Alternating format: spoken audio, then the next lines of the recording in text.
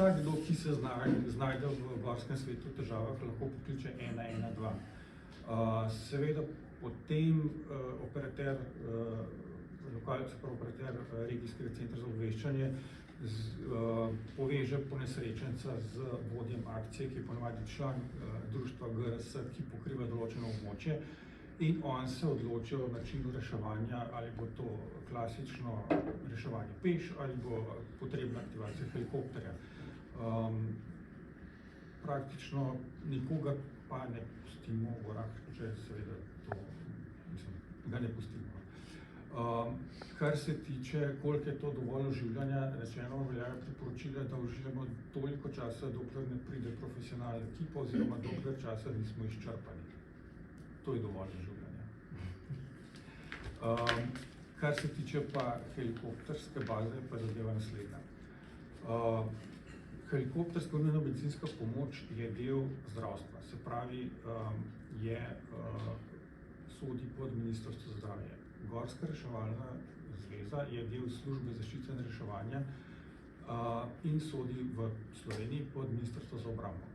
In je del službe za zaščito in reševanje Republike Slovenije. Sem sodijo tudi gasilci in jamarska reševalna služba in podobno. Razen te izjeme, ki sem jo povedal že pred tem, da izven sezone zaradi predolgih aktivacijskih časov smo uvedli sistem, da v gorah sodeluje HNMP Brnik. Načeloma bi morali biti te službe ločene, se pravi, nekaj je reševanja v gorah, nekaj pa mreža helikopterske nujne medicinske pomoči, ki opravlja reševanja povsod drugje razen v gorah. Kar se tiče helikopterskih baz HNMP, od naj nihče ni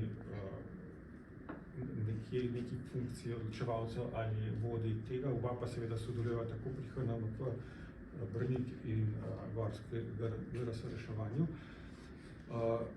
Kar se tiče baz HNMP-ja, je za mrežo zadolženo Ministrstvo za zdravstvo oziroma za zdravje in je v njihovi domeni, da vzpostavijo ustrezen sistem baz, ki bodo omogočili ustrezne, dostopne čase do vseh ponesrečencev.